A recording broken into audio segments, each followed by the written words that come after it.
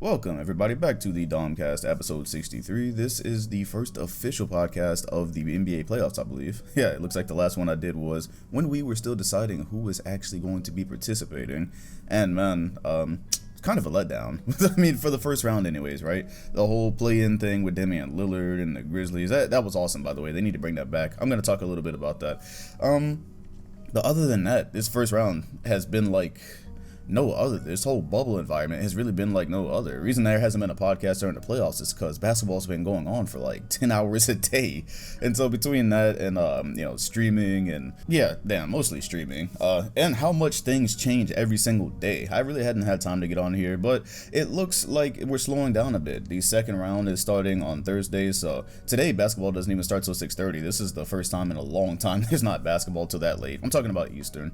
It looks like Miami is about to play Milwaukee, and the West is about to, two of those rounds are about to wrap up, so schedule is a little bit lighter. It looks like news will be coming in just a little bit slower, and we'll have a little bit more breathing room to discuss what's going on. And to make up for it, I basically a couple of nights throughout the playoffs, I've tried to just get on stream and discuss some of what's been going on with you all, and it has been awesome, bro. It has been awesome. This is the coming into this year, we knew it was going to be super unpredictable, right? This is our first time without like a super team or a big three in quite some time, because even if you're going to say we didn't have super teams back in like 2015 or whatever, you still had big threes and it was kind of obvious where it was going. This year, not only do we not have that, with the power dynamic, but the bubble is just, it's wildly unpredictable. For instance, I think I'll just point to the Denver and Utah series. I did a poll on Twitter, playoff prediction polls. I did them for, most of the series that I thought it really mattered for. And Denver and Utah was one of those because I watched them play throughout the season. And it was one of my favorite season series. I guess people just hadn't watched it. I don't know. I think Denver and Utah probably don't interest people that much. And so the poll said 89% Nuggets and 11% Jazz. That was the breakdown of that poll, right? Nobody gave the Jazz a chance. And I think, hindsight is 20/20, right? But looking at how Utah was playing during the bubble, it really didn't look nice. And then you're going into the playoffs, and Denver had momentum, and they've just added Michael Porter Jr. And you were also looking at the fact Utah was missing Bogdanovic. That was a big part of their offense. What nobody really accounted for was how bad Denver's defense around the three-point line was going to be, and Donovan Mitchell turning into 2006 Dwayne Wade. This man has had 2 50-point games in a series. Two of them things. That's crazy. I didn't see that coming either. My original prediction was Denver in 7. Technically, that can still happen. I mean, they're down 3-1 right now, but if they were to win now, it would have to be in 7, right? But the way things have been going, look, Utah stumped them twice in a row. That's when I seriously started to question things. When it was tied, it was what it was, but you get blown out twice in a row in a playoff series. Now I'm looking at it like, okay, what's the path to win this series? It gets a little bit narrower, right? And so at this point, 3-1, you know how the Dom curse works, but I think it might be time to stick a fork in the Nuggets. I don't see some of the problems that have led to this being solved in a couple of, over the course of a week or whatever. And it's mostly defensively. It doesn't help when one of the shot in the arm that they got was Michael Porter Jr., and he's a star offensively, but he is god-awful defensively. He's got a ways to go on that end of the floor. And, Jokic, he's not ducking smoke here either. He's not any better, especially in the pick and roll. No, he's like a cone on defense, man. So it doesn't help when the Jazz have a slasher who can attack many ways off a pick and roll, or just pick action in general, shooting, and slashing. It doesn't help them. So it looks like Utah, minus one of their better offensive pieces. And in all fairness, like I said, Donovan Mitchell's carried some of that. You have Jordan Clarkson coming in, and he was having a good he was shooting well in the bubble anyways before this, so things are looking good for Utah. It looks like they're going to be facing the winner of Dallas and the Clippers. So yeah, I probably should have done this first. Right now, at the time that I'm recording, this is August 25th. It is in the morning, so before any games happen, nothing will have changed by the time you open this, unless it's later in the day. LA leads 3-1. That series is basically over. Houston is tied with OKC 2-2. My prediction for actually, you know what? That's what I should do. Now, prediction for the Lakers in Portland, I actually had Lakers sweeping them. I did say off the strength of Damian Lillard, I thought that Portland could get one game, so it looks like that's what's going to happen here. Lillard is also had a MRI on his knee. Apparently, he hurt that last night, and the results, the latest news we have is that the first results were inconclusive. I've never heard that in my life. I've never heard a player having a test on an injured, ligament or whatever, and they said inconclusive. That scares me. So I don't know what that means, but right now, it doesn't feel like he's going to be playing in the elimination game. They were done either way, though. LA came out in their Mamba jerseys last night on 8/24. They weren't playing games. they were not going to lose that. They went up immediately by about 10 to 15. I called that game in the first quarter. I was like, this is clearly a game the Lakers have no intent of losing. So it looks like that'll happen in 5. My prediction for Houston and OKC was Houston in 7. They've played these first 4 games without Russell Westbrook, which I think is not helping matters at all. OKC just resilient as hell, because there was a time in game, what was that, 3? Yeah, in game 3 where I thought they were about to go down 3-0. Houston came out and hopped on them. OKC could have folded, and they didn't. Here we are, 2-2. Yeah, Denver, Utah, 3-1. I said Denver in 7. Looks like I'm just going to be flat out wrong about that one. And Clippers and Dallas, which I think is by far the best series of the playoffs so far. It's tied. My original prediction was Clippers in 6. So I got some things to say about that series. Eastern Conference, get this is so weird.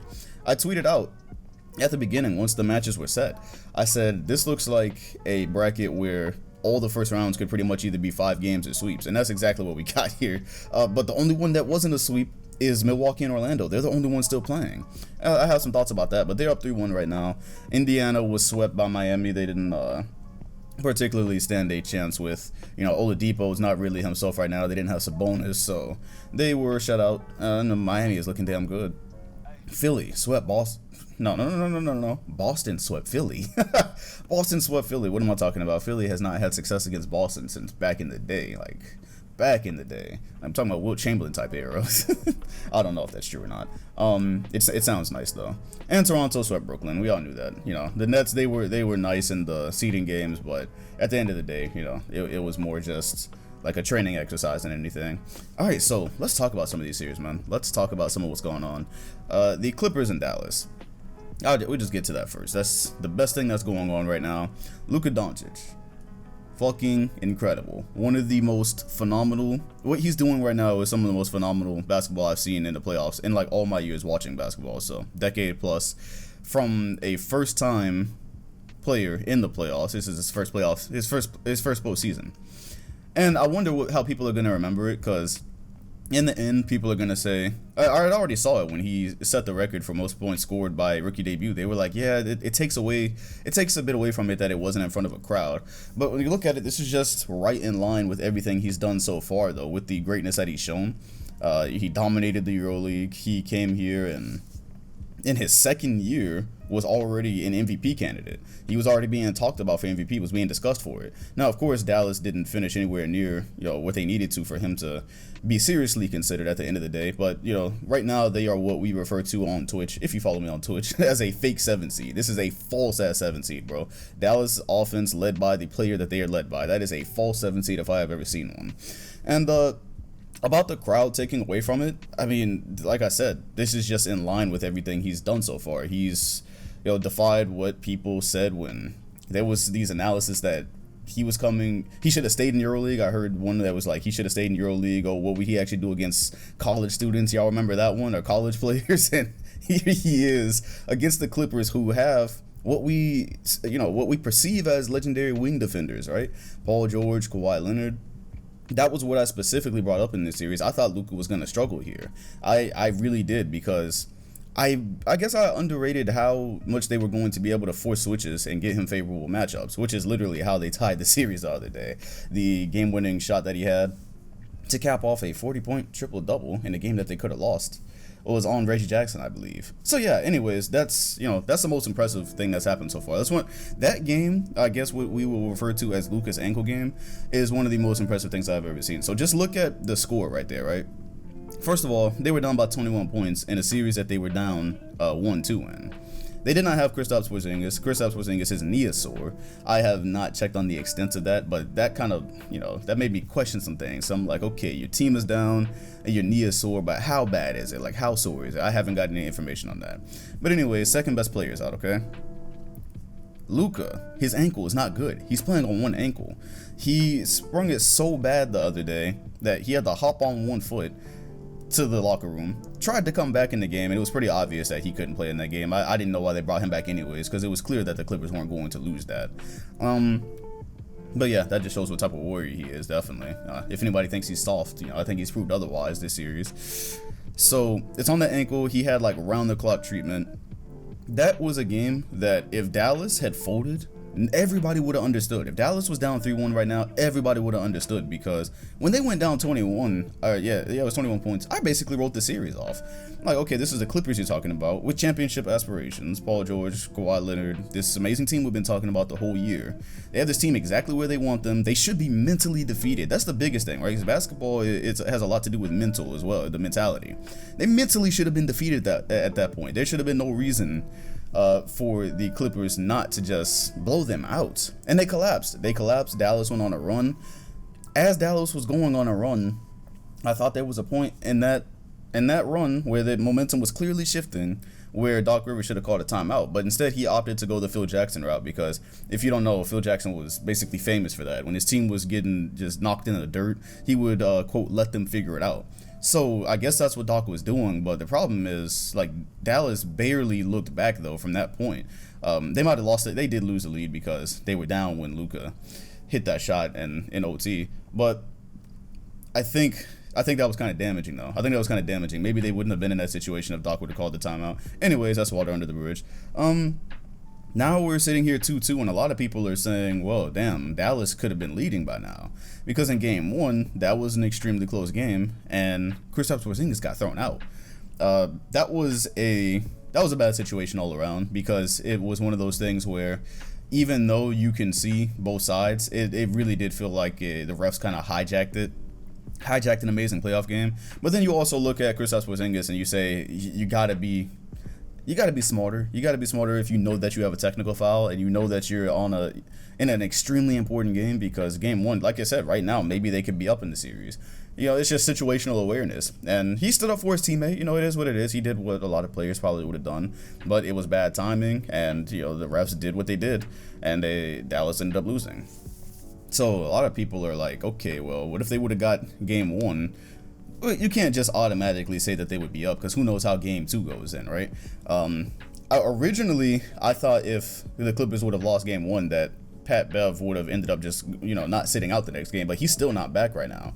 I think that's important. I know how, my generation feels about Patrick Beverley. A lot of people have let Westbrook, convince them that he does nothing important, but, I beg to differ. I truly beg to differ. I think that, there would be not that Pat Bev's not about to shut down Luka. I'm not going to give that impression, but I would rather see Pat Bev guarding him than Reggie Jackson or Lou Williams. You know what I mean? I think there would be a better shot there. There'd be more irritation going on.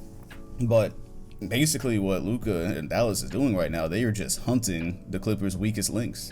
They tried to switch on to Lou multiple times. They did switch on to Reggie multiple times, and Luka, his strength and size, I guess, is just kind of underrated, because we do wonder how he dominates, right? You look at this guy and you say he's not super athletic and fast. He doesn't jump really high. He's not just trailblazing out here. He's not like the craziest athlete we've seen by any stretch of imagination. Yet he's got 2 40-point games, and he's tearing this 2 seed, this championship aspiration team, a new one.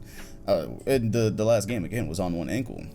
But that size and strength, you really do see it shine when he gets switched on to somebody who's not a good defender.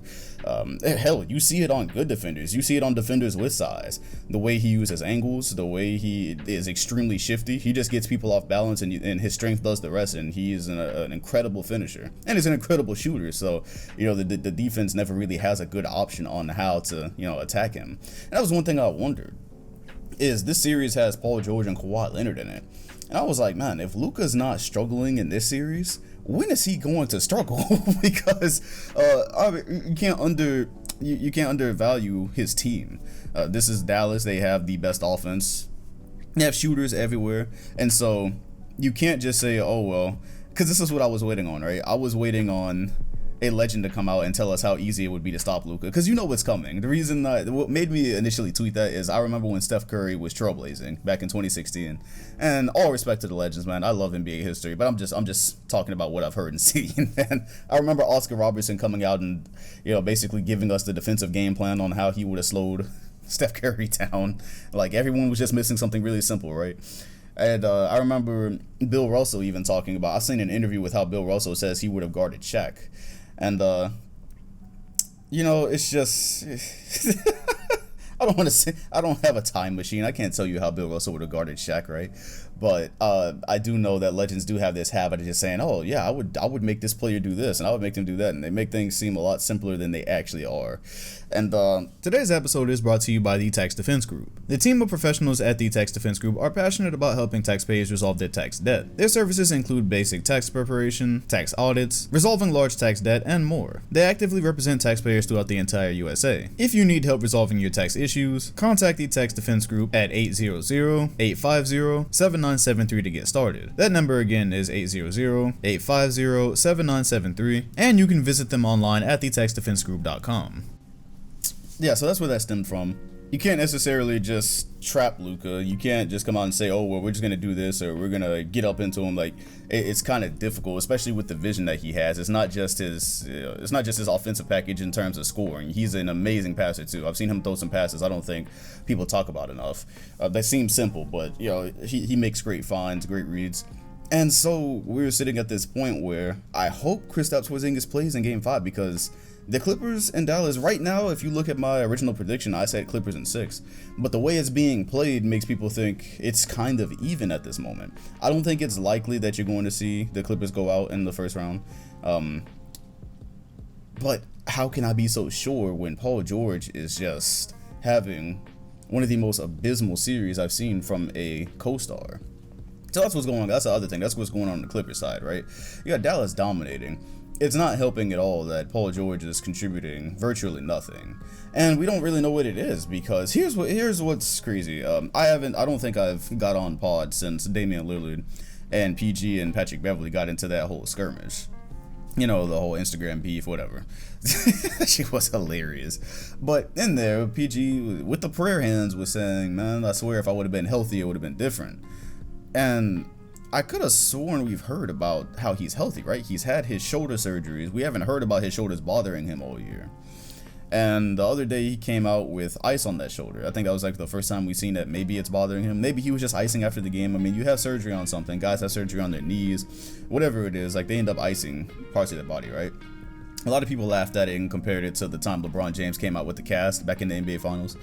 But again, last year he had the MVPG campaign before the shoulders and all that, so we know what he's capable of. But we haven't heard any injury issues, and he was playing decent this season. And so now we're in the series, and it's abysmal, bro. I saw some stat. I did not bookmark the stat, but something about he's shooting a terrible percentage through 3 games, and it hasn't been done since like Bob Cousy or something. So 1960s, pre-1960s, it's terrible. It's so bad that he's cut off his Instagram comments. Somebody said at least he's blocked something this playoffs. Y'all wrong for that, bro. Yeah, y'all, the internet has this habit of cyberbullying players, KCP, Kuzma, and Paul George is the next target right now, and they call him Pandemic P. I've seen them call him PG 13%. Oh my gosh, bro, they're going in. But yeah, even the other game, I can't remember exactly what he shot. It was something terrible. But forget the percentage. There was a moment where his numbers could have been bad and they could have still won. He had a right-handed layup towards the end of this Dallas and Clippers game where if he had just hit that, it would have given them some momentum. I believe it would have given them, excuse me, I believe it would have given them a 4-point lead at a crucial time. He was right there and he missed it. So I don't know what's up with that, because this doesn't look like the PG that was out there dunking on Birdman.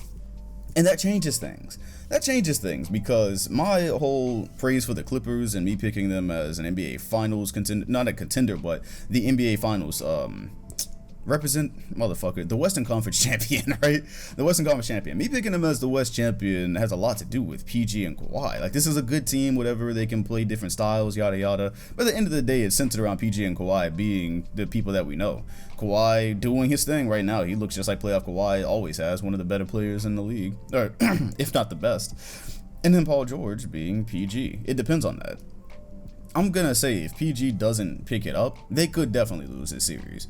Even he said it was a very basic comment he had. He was like, yeah, I've looked at it in hindsight. If I was shooting better, we could be in a different spot. Yeah, that was like Magic Johnson level analysis with Magic Johnson's tweets. If he even makes his own tweets. Yeah, that's like Magic Johnson level analysis. But you know, it's right. And so, very obviously, if it's just Kawhi out here scoring his 30 and whatnot, and it's PG just, you know, we're looking for him on a milk carton, they could go out in the first round. Now, this series could have 3 games left. This could go 7. I'm looking at this going, at least one of these PG's gonna give us something, because he knows how bad he's playing right now. Despite how fun it is to mess with him, you know, because he came out and said playoff P a couple of years ago, whenever that's what brought this whole thing on, right? It's like I said, you'll hear it 1,000 times from me. Everything in life is optics, and so him coming out and saying playoff P a couple of years ago, and like nothing but doom happening since then, it could overshadow that he has actually had some good numbers in playoff series, or it would overshadow what he's actually done, and people would just look at the end result. And so I have to think out of 3 games, he's going to get something going, right? And the Clippers, you know, they had the last game won and pretty much let it slip, and they gave Dallas a little bit of breathing room. They gave Luka a little bit of life, and they took advantage of it. However, Kristaps Porzingis is obviously not healthy, so even if he does come back, because he's a game time decision, even if he does come back, that knee is looking a little bit wobbly. He can provide stuff for them. Obviously, he's another threat that the Clippers will have to pay attention to. So even if he's not having a great shooting series or whatever, they will still have to key in on him. That would help out. That would help Dallas with him being there. But he's not healthy. Luka, I mean, shit, does it matter if he's healthy or not? Right now, you know, that ankle, he's just worrying. He's toughing through it right now. And so I think there's going to be enough for the Clippers to still get here to the finish line. Whether it happens in 7 games or happens in 6, I still would not go off of them as my pick.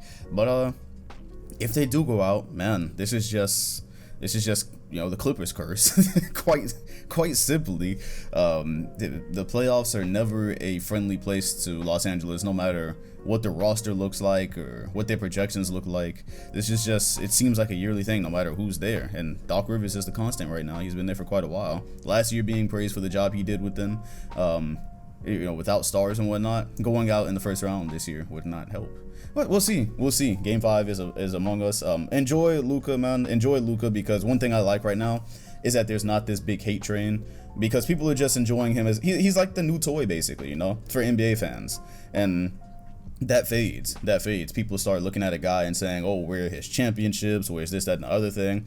Right now, he's just a playoff newbie. So everything he's doing, it's pretty much like, it's fairy tale time. And I saw the NBA Storyteller tweet out, he was like, he wonders how long it's going to be before that championship wave hits, like he did for LeBron James, like he did for KD, where people start saying, oh, he's great, but he's got no championship. My response was, I kind of think at the rate that we're going right now with Luka's progression and where the Mavericks are as a team, I kind of think they will be a championship team before that ever happens. Barring injuries, right? Barring stupid things. I mean, 2 years ago, we looked at the Philadelphia 76ers and said that should be a title team within a couple of years. You never know how things are going to go. And of course, injuries have changed that situation. So just from where we are right now, though, if things just continue on this path, I wouldn't give it more than 2 years before we're looking at Dallas seriously, because Luka's probably going to get better. Whatever has them fall short this year, because I don't think they're going to the finals this year. Whatever has them fall short this year, you know that they will probably be bringing in some, you know, different roster pieces. We're looking at their cap space going into the Giannis free agency. We were talking about that possibly. Like, I don't know. Free agents don't often go to Dallas, but now they got Luka. I was like, I wouldn't completely write Luka and Giannis out of my mind in a couple of years. But either way, yeah, I kind of think just with the trajectory that we'll probably see him as a title type player before that ever happens. And I hope so, man. He's quickly becoming one of my favorite players to watch. And this series has been my favorite to watch. That game was legendary the other day. Had me on the edge of my seat the whole time. I didn't even hear Mike Breen's double bang, because that was the only one I know that he's pulled out since like Steph Curry. I think he's only had like 3 of those recently, like within the last 5 years. And I didn't even hear it because I went berserk when Luka hit the game winner. Man, that was something to watch. I'm glad. If you were watching that game, you will always be able to say you were watching that game. It was kind of like Derrick Rose's first playoff game, and you know, his first playoff series. If you were there to watch it, that's something you feel good about. And so this is awesome. So that's Clippers in Dallas right now. That's my thoughts on that. I still got the Clippers. Houston and OKC 2-2 right now. That is also a situation where I see some parallels between OKC and Dallas, because there was moments where it really looked like they could have folded, where they were already down, and that the series could have really just ended there. And I think that moment for OKC was at the beginning of Game 3. Houston was on them, and they were up by like 9 or 10 points. And being that it was already 2-0, it looked like just more of the same. And from right there, I was like, okay, Houston looks like they want to go ahead and wrap this up, take a 3-0 lead today, and effectively end the series. And that didn't happen. So what goes on with Houston, it's a very basic thing, man. It's what we used to hear with the Orlando Magic back in 2009, when mass 3-point shooting was a new thing. I remember my dad always used to say the Magic, they live by the 3 and die by the 3, because it was Dwight Howard and it's just 3-point shooters everywhere. That's one of the things, that's really what made them so good. Problem with that, Houston right now, they do not have Dwight Howard. They do not have a big man. They don't play big man. We already know. I've talked about their small ball plenty. And we're now seeing it in the playoffs, which I've always said I was very fascinated to see how it would work out. Steven Adams is not necessarily punishing them the way that, because that's what I was wondering about. I was like, when you play a Houston team multiple times in the playoffs, are you going to maybe focus on posting up, this, that, or the other thing? And they're winning in other ways. Chris Paul is having a good series, but mostly I really think it has a lot to do with just Houston's threes. They get to points where, again, the game looks over and then the threes stop falling, and because the threes stop falling, the other team gets back in. And that's exactly what happened yesterday. They came out, like, it's totally dictated by their 3-point shooting. Their momentum, where they're going in the game, it's totally dictated by that. They came out at the second half of game 4, and I think they hit their first 8 shots. And so they were on fire, and from there, the game was like, okay, on this trajectory, Houston's already up in this series 2-1. It's looking like they're probably going to go ahead and close this out, because it was like a second half run. It's that type that sets the tone for the rest of the game. And then their shots stop falling. All of a sudden, OKC gets back in it, and because of that, it feels like Houston is never safe with their lead, in this series at least. It feels like it's never safe, because at any point, like a 3-point shot, it's a long range shot. At any point, that can just start clinking. It could just be a little bit off and start clinking. But they're going to keep shooting. That is the game plan, man. That's the game plan. I described it like the last podcast. And if you watch Houston, especially without Russell Westbrook, it's very simple. I think they're going to need him to finish off this series. I really do. Because they need some variation. They need some more pressure on OKC's defense. Because right now, Houston's game plan, again, drive and kick. Or if you drive and there's no help or there's no rotation, you've got James Harden, who's always going to get a foul, or he's going to score at the rim. And I think you need just a little bit more of that punch of getting inside, and Westbrook will do so. And he'll obviously, he'll drag the defense in as well. I'm wondering about that when he does come back. When he does come back, is Oklahoma going to live with him collapsing the defense and just saying, all right, we're going to make them shoot because we know they might go cold during the game? Or are they going to let him get going and diversify the Rockets' offense a little bit? Specifically off ball too as well. We know that using him as a cutter off ball can apply some pressure to OKC's defense, and they need him. And I'm not sure if he's playing yet. He's got that problem with his quad. They said that he's practicing and he's doing fine. Before games he's getting some work in. But I do hope that if they do bring him back, because I think he will be back during the series, I just hope that it doesn't rush him back in, because Charles Barkley and TNT, they say a lot of crazy shit, but they did have a good point. Russ does always play on 100, so there's no easing him back into action. And so I hope that doesn't have, major consequences for him or Houston, because at the end of the day, we just want to see a healthy playoffs. With this series, I still do have Houston in 7. I have not changed my prediction on that either, because with Houston and Dallas, with these series, right now at the moment that I'm recording, it may look a little different, but at the end of the day, this is kind of, on the trajectory of where I thought things might be. I thought Dallas and the Clippers were going to be competitive. I saw some people were saying that was going to be over in 5, and I didn't necessarily understand that, because I always thought Dallas could hang. I was like, they can get at least 2 off of them. And yeah, Houston and OKC as well. We've been talking about OKC all season bothering the shit out of somebody in the first round, and that is exactly what they're doing right now. However, I do hope that I end up being right, because at the end of the day, I want to see Westbrook and James Harden versus LeBron and Anthony Davis. I love OKC's story, but I think I know what I and most people want to see. It'll be James Harden and Westbrook's first series against LeBron James since 2012, by the way. I remember when that finals happened, we just automatically assumed, like, oh, this is going to be a thing for a while. And here we are in 2020, and we might not even even get it this time. We might not even get it this time. So, not as many thoughts on this series. A lot of this rides on if Westbrook returns or not, and we just don't know yet. If Westbrook doesn't return, then live by the 3, die by the 3, and that's completely unpredictable, so who knows. Moving over to the east side, yeah, Toronto, they got rid of Brooklyn. That was fairly predictable. The Philly series, so I said that Boston was going to win in 6. They won in 4. So proud of my squad, man. Proud of my squad. We did lose Gordon Hayward in the process, which I think hurts us going deep into the playoffs. We kind of sort of really needed that production. That's like 17 points a game. That's one less person that a stingy Toronto defense is going to have to focus on. I don't like what's going on with that at all, because I have high praise for Toronto. That's who we're playing next. But this is about Philly. I'm going to do my predictions. I actually have to do my predictions, tomorrow for the second round. I didn't realize that, because I didn't realize that the second round was going to start at the same time as the first. They're not wasting time. Apparently they're starting this one on Thursday, so that's a thing. Philly, whoa. Whoa, man, whoa. So I gave them 2 games in the series. They were close in 2 of them, so maybe they could have gotten 2 games. Who knows? We'll never know. They couldn't finish. They have got some things to figure out, man. They fired Coach Brett Brown, and we saw this coming from a mile away, especially during this series. If you've never seen it before, you definitely saw it during this series, because I'd never in my life seen the lack of adjustment that I saw with this. It was game 1, and they were basically having Embiid drop on all pick action. So when Boston would run, when they would set screens, Embiid would drop, and Boston just had target practice on mid-range shots. Just Kimba, Tatum, Brown, it didn't matter. Anybody, man. Anybody was getting it. So that happened in game 1. Boston won. Game 2 comes around, and they were doing the same thing. Same exact thing, just lighting them up. I was like, okay. Today's episode is also brought to you by Junkie. Are you thinking about starting a business or a side hustle? Well, for all business to be successful, you need a website. Junkie offers website development, content writing, and SEO services for business websites. Call Junkie today at 805-587-7966, and you can visit them online at writerjunkie.com. I was like, anybody can see this. A fan can see this at home who doesn't even know what they're looking at. A fan can see that these open mid-range jump shots.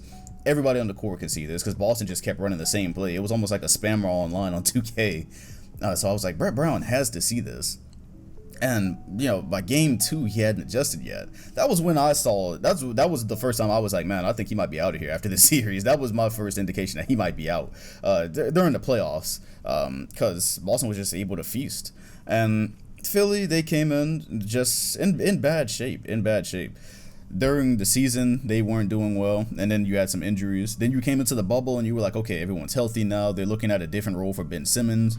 I did not want to see Philly at that point, because I was thinking, man, this might, what they're running him as a forward and what he brings defensively, this might work out well for them. Then you had that random knee injury. So from that moment, their hopes of getting out of the first round were kind of dashed. But now, coach gone, a lot of questions about bad contracts. Al Horford. Ooh, let me pull up the good old basketball reference real quick so I can give y'all an actual dollar total of what we have going on here. Yep, right here, Al Horford basketball reference. Because Philly signed Al Horford so that he would not be an Embiid stopper. You can argue that he still was, but that was the big talk this summer, right? Is, oh, Boston just lost Al Horford. How are they ever going to guard Embiid now? They just needed him not playing for Boston, right? And to get that to happen, to make that magic happen, he is on a 4-year deal now. He has that was a 4-year contract worth $109 million. So $28 million this season, $27.5 next, $27 after that, and $26.5 after that. Al Horford, by the end of this contract, how old is he going to be? He's going to be about 37 years old. Yikes. Yippity yikes. Because his playoff production was obviously not there. He never really fit with this team from the start. And again, they just kind of needed him not to be there to defend Embiid. I thought that was a more important thing there. There was hope that he could also spread the floor, but there was already a spacing question with Ben Simmons and Embiid. That's been the whole thing, right? Can they even work together? So that's that contract. And they also have Tobias Harris. Yep, no, you're not ducking smoke, buddy. Let's go ahead and get your contract up here. Tobias Harris, because they couldn't afford to lose him, right? You had Jimmy Butler last year. They had their best team last year. JJ Redick, Jimmy Butler, Tobias Harris was there, who they traded for, by the way. So they had their best team. And it was like, okay, you lose Jimmy Butler, you absolutely can't lose Tobias Harris as well. He was important to what they were doing. He's just not so important that he's worth his contract. Tobias Harris he made $31 million this year. Because this is, by the way, this is a 5-year extension. 5-year, $180 million extension that he signed last July. $31 million this year. $33 million next year. $36 after that. $38 after that. In 2024, he will be making $40 million. Now, I don't know many things for sure. I don't know many things for certain. I know for damn certain Tobias Harris is probably not going to be giving you $40 million worth. In this situation anyways. Maybe things will improve. Maybe better coach. Much better situation. Even at his best, bro, was he worth $40 million at his best production? When we looked at him on the Clippers team and he was having a great season, was he worth 40 then? Because you have to weigh like what that does to your cap, what that does to your flexibility, what that does to your options. And on top of the Horford situation, that's bad. We have the questions about this team. We have the questions about what are they going to do this summer? What are you going to do with Ben Simmons and Embiid? Because now we're getting to this point where we say the same exact thing every summer. We wonder how these two work together long term, and we wonder if Ben Simmons is ever going to spread the floor. We wonder if the offense is ever going to look like it's supposed to.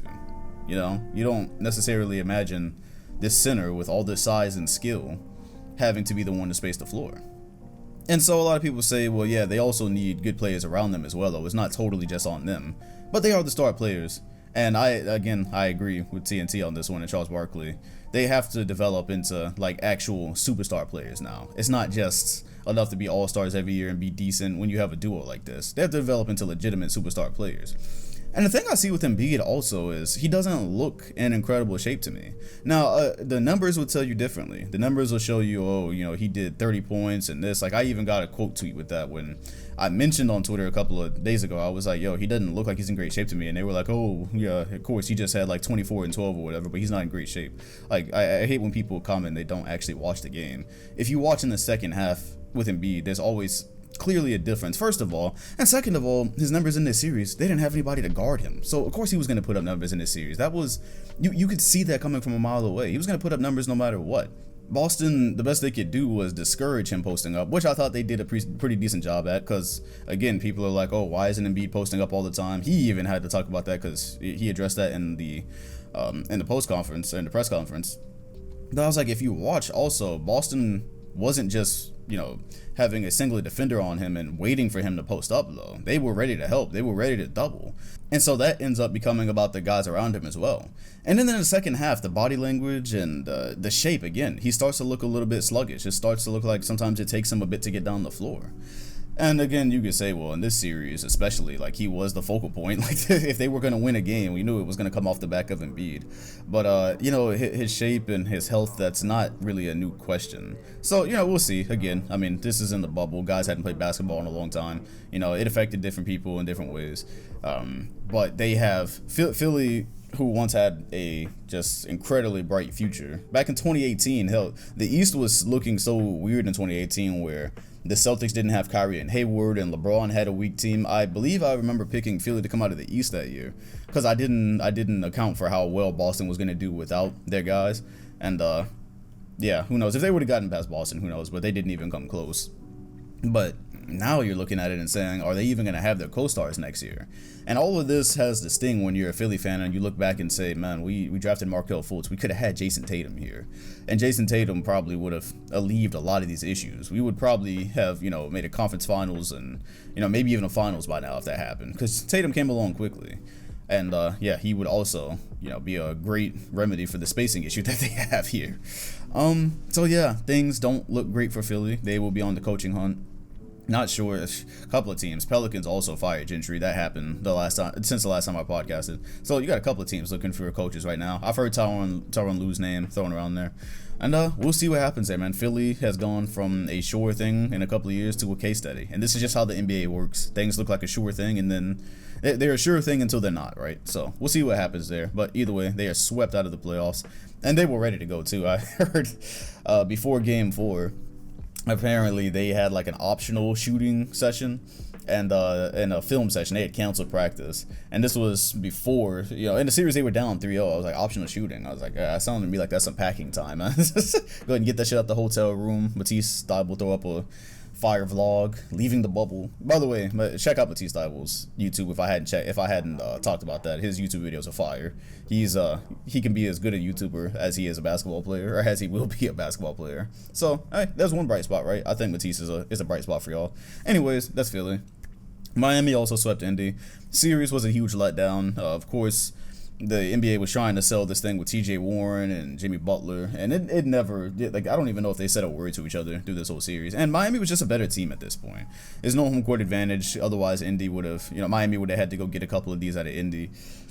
So that didn't happen.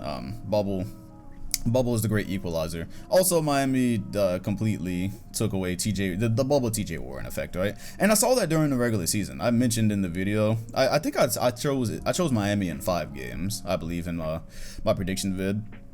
And it was because I watched Miami play them, and I was like, yeah, the way they play defense, their defensive schemes, it was rather easy for them to rattle TJ Warren, especially with no Sabonis on the floor. That would have been another focal point, and Oladipo not being the same. It was rather easy to make things a little bit more difficult for Warren, which they did. I believe his scoring was nearly cut in half from the bubble average to this first round playoff series. So, I mean, hey, the guy's not a superstar, right? He had a good run of it, but he's not a superstar at the end of the day.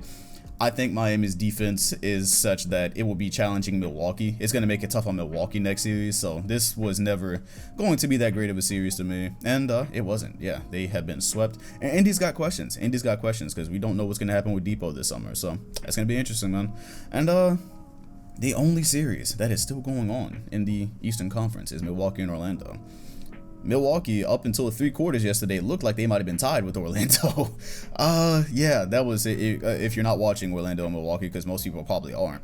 Yeah, Orlando, they lost on a run, basically. Like, Chris Middleton got off at the end of the game, and that put enough distance between them. Giannis is having a great series, but again, because nobody's really watching, or people don't care about the series. Also, they play on NBA TV quite a bit because this is the Magic we're talking about. It's just something that nobody really cares or watches. Because I saw somebody tweet about that. That's why I'm bringing this up, because somebody tweeted about Giannis being put on NBA TV, who's supposed to be one of the faces of the league, maybe, and he's on the NBA TV series. But it's because they're playing the Magic, and the averages he's putting up, and how we're desensitized to it. But the Bucks still worry me, man. The Bucks still worry me. I was actually texting my friend who's a Magic fan in this series. He's a realistic Magic fan. He knew they had no chance, even though it could have been tied yesterday. And I called this like an easy sweep. I expected this to look like the Pistons series, especially with the Magic missing a couple of their best players. So far, that has not happened. It has not looked like I thought it would. But anyways, Milwaukee should go ahead and close this out. They don't want to waste any more time, especially because they have to start this next series against Miami immediately. And the reason the Bucks worry me is because I'm going to tell you the vibe they give me. First of all, I tweeted out yesterday, this bubble, again, great equalizer, unpredictable. But one thing I feel pretty certain about, I don't feel like Giannis is getting a ring this year. I really don't. Because I see the same type of issues with Milwaukee that I saw last year, which have made a couple of these Magic games close. And the Bucks, I honestly feel like in a couple of years, the Bucks, if Giannis is no longer a Milwaukee Buck, I think people are going to look back at these teams in not the same exact light as they looked at LeBron's teams, obviously, because LeBron did not have a Chris Middleton. But I think they are going to look at them similar. I think they are, because if Giannis is to leave Milwaukee, I believe he's going to end up playing. He would only leave to go, better his chance, which means he'll probably be playing with another star, just like LeBron did. He'll be playing on a team where, that takes some pressure off of him. And so people are going to look back and say, Milwaukee had a lot of decent role players. They had some good shooters, some good defenders. But at the end of the day, they did not have another great shot creator. And so if you look at LeBron's Cavs teams, yeah, of course, again, definitely did not have a Chris Middleton player. I want to make that crystal clear. They did not have Chris Middleton. But they also did have good shooters around LeBron. They had some decent defenders. But not the lack in the playoffs, the lack of another shot creator around LeBron James is often what made it That's often what made it difficult for them to beat other contending teams. Because when it came down to it, in that 2010 series against Boston, LeBron James still had a good series, don't get me wrong, but Boston had enough firepower and they were good enough defensively that they were able to rattle him at certain points, like Game 5. They were able to put a defensive plan together to where they could get a bit of an edge, and that's all they needed. They were able to eke it out in 6, because Game 6 was pretty close until the end. That could have gone 7, people don't remember. Game 7 would have been in Cleveland too, but they would have been able to eke that out. And so I'm just looking at Milwaukee and I'm like, okay, their road now likely, well, it does involve Miami now. Obviously involves Miami. Miami's got one of the better Giannis defenders in Bam Adebayo.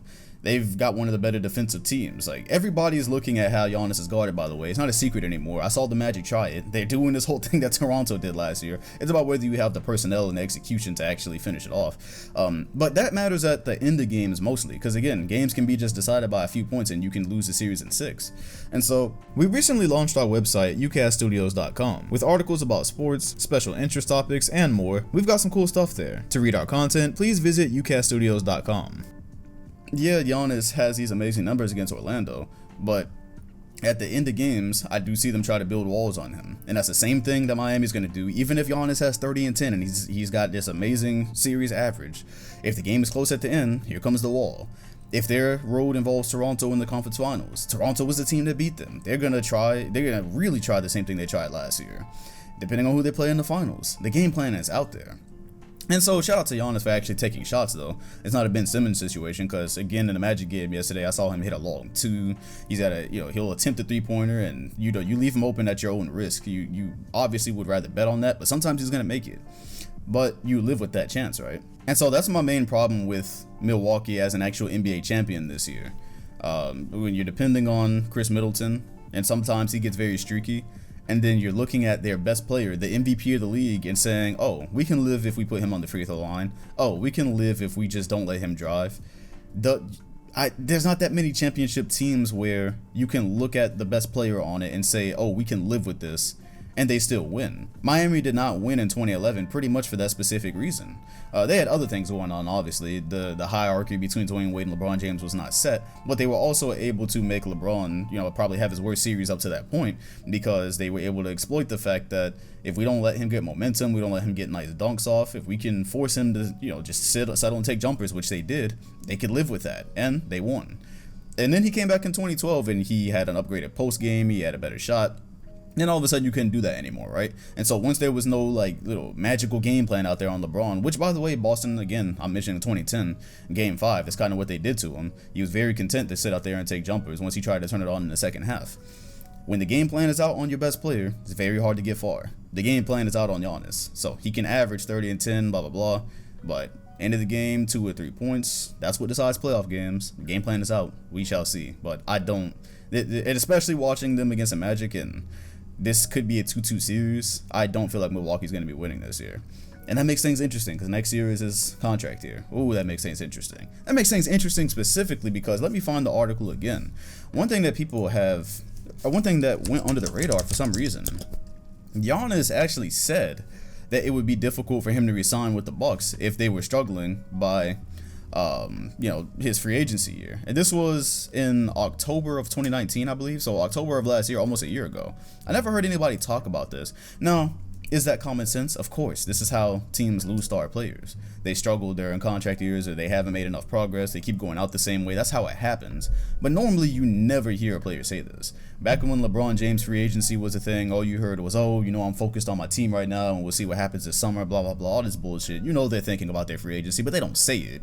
And Giannis came out and said it last year. And so, yeah, if I was a Milwaukee fan, I'd be worried. I don't mean to make y'all sleep in fear. I don't hate y'all. I promise I'm not trying to get Giannis out of Milwaukee. I'm just saying. I'm just looking at the signs, and the signs don't look great right now. So, we'll see. Maybe I'll be completely wrong, and Giannis will go be Finals MVP, and y'all will live happily ever after. But with stars and small market teams, it seems like it rarely ever happens that way. Oh yeah, it looks like the only series I really didn't talk in depth about was, I talked about Utah and Denver at the beginning, actually, didn't I? Yeah, obviously missing Gary Harris and Will Barton doesn't help a damn thing. But yeah, at this particular moment, they would have to pull out that good old 3-1 historical comeback to make this happen. And if Donovan Mitchell is playing anything like he has this series for any one of these last 3 games, if there were 3 more games, then Denver loses. So they're at a serious disadvantage right now, which is disappointing because Denver was actually my dark horse. Even with the injuries, I thought they could have made something shake. But yeah, defense wins championships and playoff games, and right now for them, it is doing neither. Oh yeah, technically I didn't talk in depth about the Lakers and Blazers because I mentioned it at the beginning, but it was predictable. That's why I'm really not focusing on this one. That was a very predictable series. Portland did come out with a lot of energy from the play-in and one game won, but you can just tell when a team is punching above their weight, and you could physically see it. And not the game last night, but the game before last. And so when they were trying to tie the series, there was literally a spot where the Lakers, neither the Lakers or Blazers were getting up the court. Like, there was one play where neither one of them got up the court for like 6 seconds or whatever. Nurkic looked dead tired. They're missing how many people right now? I know Rodney Hood is out. Trevor Ariza didn't come to the bubble. CJ's playing with a bad back. Lillard dislocated his finger. Now, I'm not saying all this as excuses for them. I'm just saying they have been punching above their weight from the beginning. We always knew that. They're punching above their weight now. And you can just kind of see that they ran out of gas. Carmelo had the best game he probably could have had at this age against LeBron the other day. They still lost. So they've done everything they could, and they're going to, predictably go out the way they always do. And you hate that for Lillard, especially, and I hope he's okay, because right now, that injury, we're about to be in September, so if he has a serious injury, he won't be back to start next season. We don't know exactly if next season is starting on December 1st, but if it's serious, no matter when, like if we even started on Christmas or January, he probably wouldn't be back, so hopefully it's not serious. It didn't look serious enough for that anyways. But yeah, predictable ending. Like I said, Portland's defense eventually, like last night in the Mamba jerseys, it seemed like they decided that, okay, yeah, Portland's defense is not good enough to face us, and so they just went at that, and it was very easy. I'm like, man, this could have just been a sweep. They could have advanced by now. But it was a valiant effort by Portland, and I will always respect Lillard for playing his hardest, regardless of his situation. Do I think it is the best thing? Nobody probably does. Like, he has things that are more important than basketball to him, so he wants to play in Portland for his whole career and, be a first or second round exit most years with this roster that is, pretty average. That leads to a question somebody asked, by the way, because I did do questions on Twitter. Some of these I just want to mix in with topics that I was talking about anyways. Somebody had asked me, what did I think Portland needed to actually be like a title contender? Because they did make the conference finals last year by virtue of beating the Thunder and the Nuggets. The only team they couldn't beat was the Warriors. And that was last year when they were healthier, obviously. To be a championship team, though, I mean, when I look at three guys on that roster, when I look at Lillard, McCollum, and Nurkic, honestly, I'm not sure if McCollum is part of the championship plan, because he might turn into pieces for something else for Lillard. But if you had those three on the team and you say build a championship team around those, you could do it. You would simply need defense, like 3-and-D guys, basically. Because Nurkic, when he's in a bit better shape than he is, he's coming back from a broken leg, so to see him wear down finally, I was like, well, it's about time, because he was fucking beasting before this, but then he just looked completely gassed in the LA series. But like a healthy Nurkic I think is probably a lot better than people realize. People who don't watch Portland games, he's actually really good. And yeah, McCollum, his offensive bag is ridiculous. It always looks like he's playing in summer pickup games. And then Lillard with Curry range, official Curry range. That's a question people were asking, by the way. That's something people were talking about, because we saw a bunch of logo shots. We just saw like the most ridiculous display of offense that we might have seen since that little short burst anyways. This little short burst we've seen is some of the most ridiculous things we've seen since 2016 Curry. And what have you done for me lately? That's basically the league. We haven't seen Steph Curry play consistently in almost a year. I was thinking about that because he kind of went out at the beginning of this season, so we really haven't seen him play consistently since the finals last year and the playoffs last year. And so people have kind of already forgotten how good he can be. And right now I think Curry is gonna have to come back and prove himself. Obviously, well, not that he has to come back and prove himself. He's already won how many awards and put up how many numbers, but make people remember more.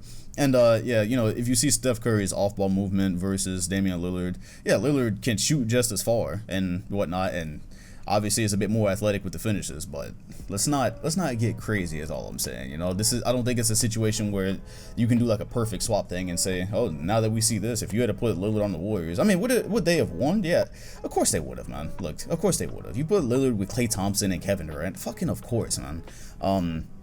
But still, I think there are still things that Curry does great that people underrate because you might not be watching the whole game. His off-ball game is extremely valuable. Maybe not as valuable as some just flat out being able to shoot and tear a defense apart, but that off-ball is very fundamental and very beautiful to watch. I implore you to watch it on YouTube, man.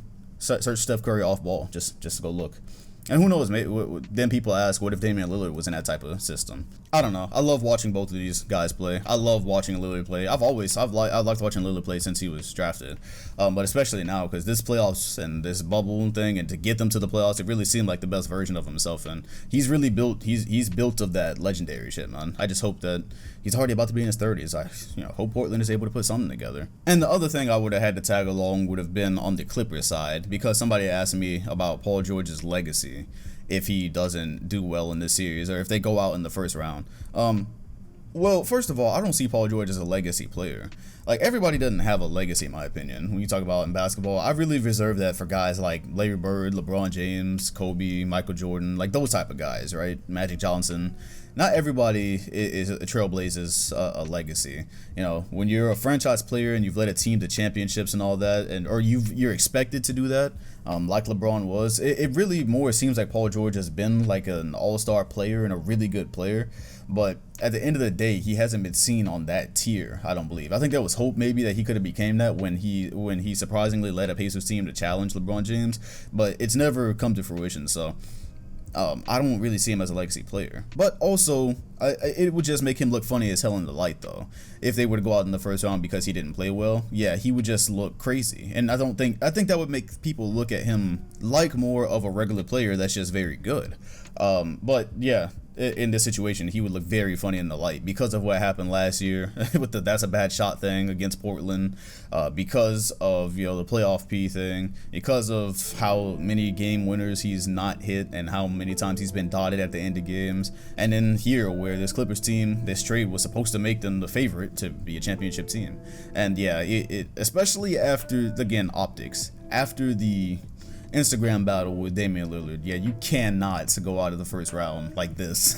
You can't. So that's how I answer that question. Don't look at him as a legacy player, but this would be an extremely terrible look. So yeah, that's basically it for like the playoff bracket and whatnot. A couple of other news pieces. I was going to talk about the, Ramona Shelburne talking about the narrative vote for MVP, but I don't know, that seems like kind of old news, and it feels like everyone said their piece on that, what they had to say. Basically, a lot of people were saying that that's not she might have said it wrong, but narratives have kind of always been a part of MVP, at least a piece of it, right? I think the thing that made people mad was that voting for LeBron James over Giannis this year doesn't necessarily make full sense when you look at the whole. When you look at the whole situation of what's going on and the teams that they're playing on and the arguments that people used to use about players leading, teams in stats, and then you look at that's what Anthony Davis is doing for the Lakers. Look at Giannis playing without another shot creator like we've been talking about. You just compare a whole lot of things, and then what Giannis is doing, just flat out of what he did this season, and it doesn't make sense to just use a narrative as your reason to why you would vote LeBron James. But a narrative has always impacted the MVP vote, though. Obviously, Westbrook had that storybook season in 2017. Storybook is narrative, so that was part of it. I don't think that was the only thing that got him to that, but I do think that was absolutely part of it. And yeah, you can probably go back and look through multiple MVPs and be able to, like, even Kevin Durant in 2014. I fully believe Kevin Durant deserved it in 2014, but again, part of it was that story, was just that, Westbrook was out most of that season, the whole "I'm done being second" thing. Did he say that before or after he won the MVP? I was reading his book and it actually kind of confused me on the placement of that quote. Regardless of when it was, yeah, I do believe narrative was a little bit of that, but then again, if you just watched KD play that year and the kind of shots that he had to take and what he had to do to make that Thunder team successful while Westbrook was out, that was much more his play. But narrative is there as well, so you can go back to multiple MVPs and always say narrative affected it. But yeah, she definitely didn't do herself any favors by the way that she framed it. So that's pretty much what I have to say about that. I think I am going to move on from what I wrote down. One more thing. One more NBA thing. Then we'll move on to 2K is what I think I'll do. Golden State. Golden State has a pick. The draft lottery happened. Yeah, so this was a draft it seems like people are looking at and they don't expect many like franchise changers from. I've seen people say it's not really an extremely deep draft. The Knicks got 8th pick.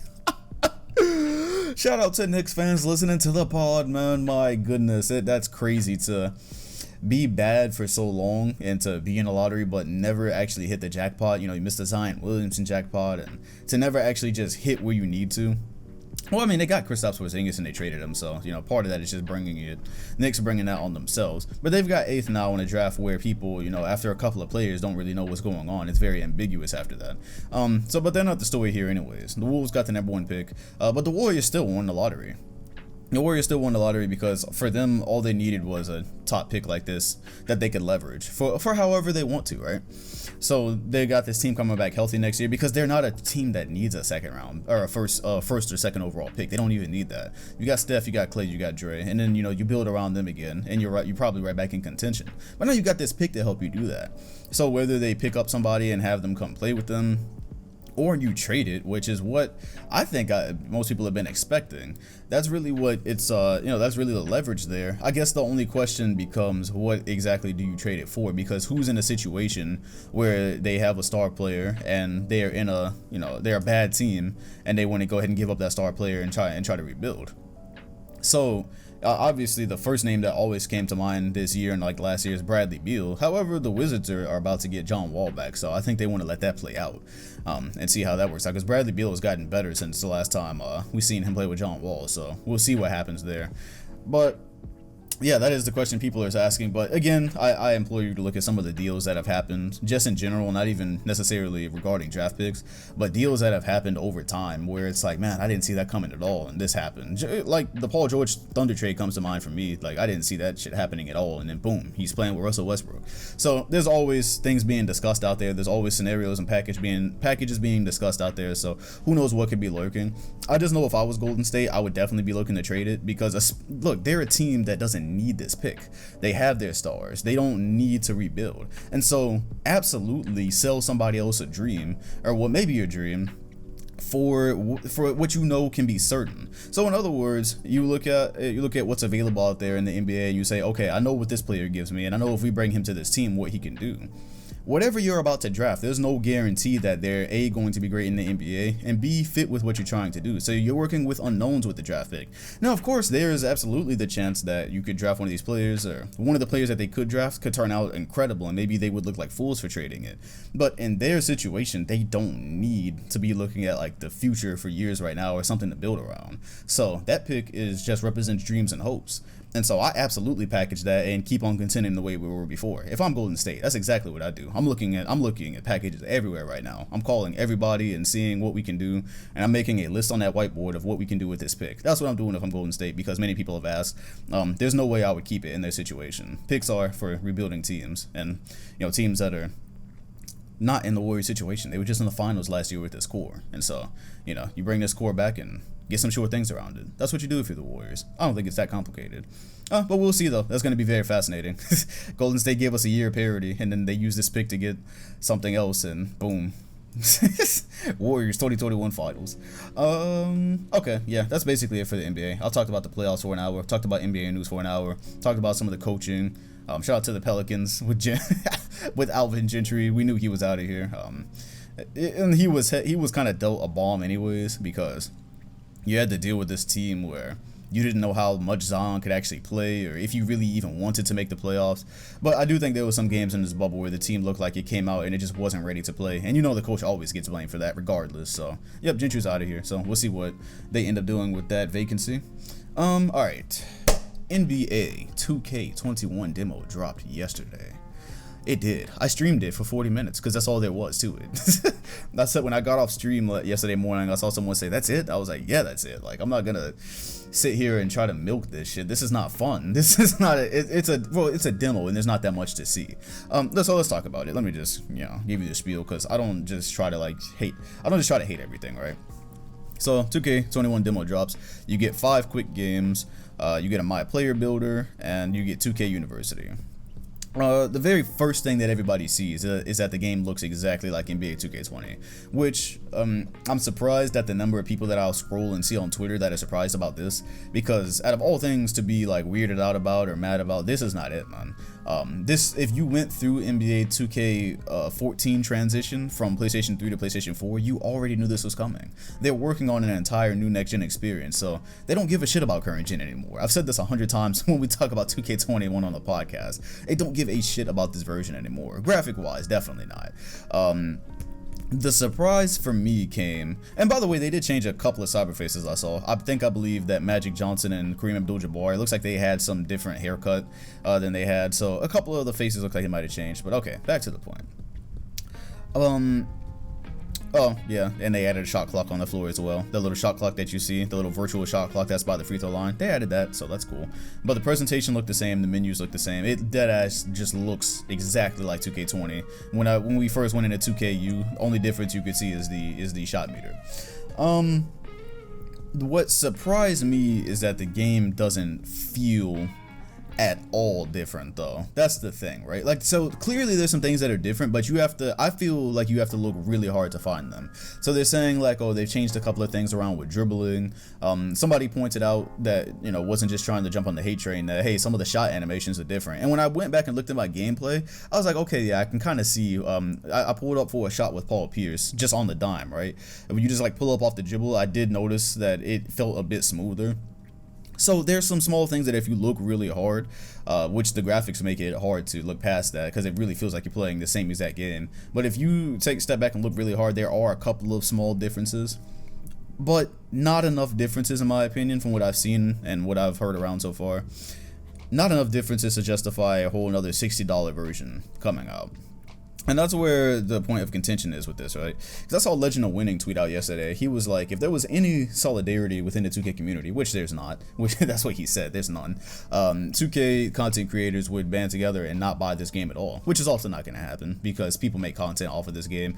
Hell, even if they hate the game, they get it, and, you can, like, a piece of content that I would make with this game if I were to get it would just be, PC gaming, PC mods. I could do mods with it. I could make comparisons between the whole game. There's 100 different pieces of content you can make with any given game, right? So people will find a way, even if it's not them playing it. Hell, I barely played 2K20 this year. Besides Legends League, that's a fucking lie. I played Legends League. I played a full 82 game series. What I'm saying is I didn't really like play past September. I didn't play my team or my career and all that. I did the Legends League sometimes. Most of my content this year, though, in the calendar year 2020 has been The Sims, though. I think I've done The Sims, the simming the seasons and stuff like that. I've basically been doing that more, which does not require me to play. So there's always some form of content you can make with it, which is why people are gonna buy it and gonna do what they want with it. So that's a lost hope. We talked about not buying 2K21 like months ago on the podcast, and we already established. Even TBH Black Okage came out with a video talking about that and talking about what should happen within the community, but it's not going to happen. He even said at the end, he was like, I might invest in some Take-Two stocks because damn well everyone's gonna buy this game and spend their money on it and whatnot. But yeah, I do definitely think for playing the demo, it's not worth a full $60, because, well, first of all, in any new release of a video game, you should not have to play Spot the Difference. You should not have to play Where's Waldo with the differences in the game. I think that goes without saying, right?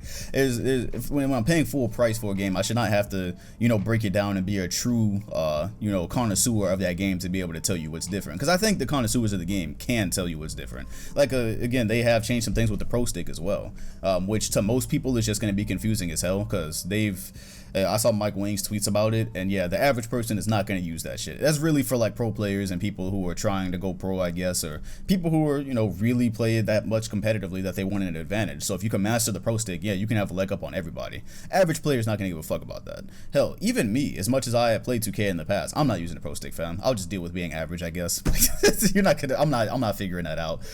It sounded confusing to me, but if you sat with it, I'm sure you can master it.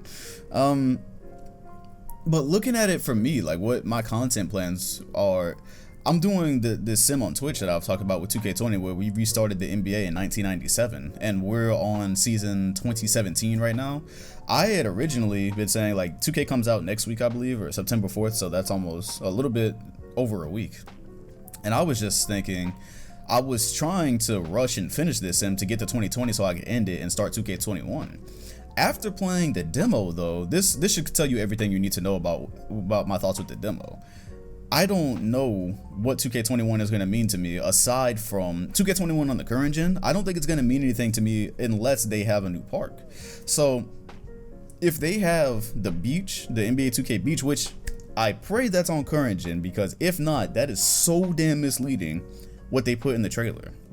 In the trailer, there was a flash where it says 2K beach, and it said that was in the current gen trailer, so that implies that in this current gen version, you're going to be getting 2K Beach. There's no reason for that to be in the trailer otherwise. And so 2K Beach to us sounds like something that, you know, would be affiliated with the parks or whatever. That's, you know, the inference you can make there. But what else would it be? But whatever it is, it needs to be in the current gen game. So something like that would matter to me. But nothing gameplay wise will. Nothing gameplay wise, like aside from that, like aside from me streaming Park with my friend or streaming Park or whatever, and checking it out and with subscribers and whatnot. Play Now Online is going to be exactly the same, which it has been since 2K19 now. It's been exactly the same format. They didn't change that at all. And I hate the way I already hate the way 2K20 plays online, so I know I won't be playing 2K21 online. I'm not going to do my team. I'm not a my team type player anyways. And so what happens with this is I look at it and say, not only are a couple of these modes, especially if they're so much the same, not going to mean much, but I've been using 2K20 with mods. And being that 2K20 and 2K21 look identical when you put them next to each other, the mods that I have on 2K20 smooth the game out and make it look like something totally different. So this sim that I'm doing, there's nothing that 2K21 is going to be able to offer me to where I should just, for the next two, where I should just scrap this sim, where I should get the 2K, where I should get to the 2020 year in my sim and say, okay, I'm done now. I'm going to go like sim, you know, Michael Jordan or whatever on 2K21. There's nothing about that game so far that says, I should do that, right? Maybe if we get our hands on the game and we find out, oh, wait, there's way more animations and there's way more of this, way more of that, and then I can mod it as well, then I see reason where it's like, okay, I can stop the sim that I'm doing on 2K20 now, and I can go, you know, throw together some small sims on 2K21 before next gen. Something about my league that's way different, you know, something like that, right? But right now, I don't have any information on that. So that demo made me just go ahead and think, okay, between having mods and a better looking version of the game, I'm just going to continue the sim that I'm doing past 2020 right now. And if we're looking at PlayStation 5 coming out in November, I could probably get into like the 2030s. So I could probably sim Bronny's career. I could Cade Cunningham, Imani Bates, Zion Williamson, Luka. I could get a lot of there. I could really finish this whole thing and make it like a mega thing that we started in 1997 and go all the way to around like 2030 something. I think that I could get there with the amount of mods that are out for 2K20, with the cyber faces, with the roster mods, with all that's out. I could probably get kind of far. The questions become about the draft class then, because it's going to be nothing but generics, and maybe I might have to even mix it up and start doing historic draft classes, have a little bit of fun with it towards the end. But the main point there is, yeah, I would use 2K21 on stream to, again, play Park, if that's different, because we don't have any confirmation. But aside from that, I'm not going to be streaming downgraded graphics from what I've been streaming and downgraded gameplay from what I've been streaming for my sim, and just go ahead and scrap this like 17-year thing we've done and start completely new on a game that is just it's just a base form game of what I already have. Unless there's that many noticeable dribble animations or whatnot, I don't see that happening. And so that shocked me, because I was planning to be done with 2K20 completely after this, and I might just continue the sim straight through. And you know, because there's like a whole culture we've created with that thing, with memes and history and all that, so I don't really see a reason to stop. And from the demo, I can tell you that I can understand why we've had no information on this game. Because again, everything is optics in life. Everything is optics. And if they had been showing us gameplay for the last like 2 weeks like they normally do, and if they had been showing us all this stuff, I guarantee you there would have been a massive outcry. It would have been a massive outcry, like bigger than what we saw last year for Ronnie, you know, saying what he said about the parks. I think they know people would have been pissed, and so they said, okay, we're gonna play this close to the vest until like the last week, maybe when they're planning to drop Park on us in the 2K Beach to make people excited after the demo, which they probably knew would disappoint people. But other than that, it really feels like they probably don't have enough new stuff to release. Definitely not the game looking or feeling totally different. And that's where I was going with the 2K14 thing about surprising me. I said that way earlier. I think I got off track. What surprised me is from 2K13 on PS3 to 2K14 on PS3, there was a noticeable difference in the gameplay. And so I remember playing it for the first night. I actually played 2K14 for a couple of months before the PlayStation 4 version. And 2K13 had a lot of problems. There was a lot of, things that we hated about it. And I felt like 2K14 came out and patched all that up. And so, and it was a lot that they patched up. And so, although they used the same assets and the same faces and all that, I was disappointed about that. But I could tell I was playing a different game. Maybe it'll take me a bit of time, but again, playing 2K20 and 2K21, I can't fully tell that I'm playing a different game right now. And again, I'm totally willing to accept that maybe I need to, be a full-on like 2K head / connoisseur to be able to tell that, because maybe there's people that play this shit pro and maybe it'll feel like a totally different game to them. But again, average consumer is not that, so you shouldn't have to spot the difference, man. I would say for you guys, if you're just your average 2K player, like you're gonna hop on with the homies on the weekend and shit like that, pre the park news, I would say, and even when that comes out, man, honestly, even when Beach comes out, just from what I've played, you could probably just stomach to wait till next gen. But also, they're trying to get you to pre-order this version so that you get a free upgrade for PS5. That's what they're doing. What I'm talking about would be you not having to buy it twice, which they're trying to prevent by having you pre-order it. But technically, you're almost, well, no, because PS5 games are $70, so it wouldn't add up to be the same thing. But yeah, I could see a lot of people doing without this. I could see a lot of people going without this, because this is the first time for me where I'm just like, yo, I have something going. I have a piece of content going on the older game.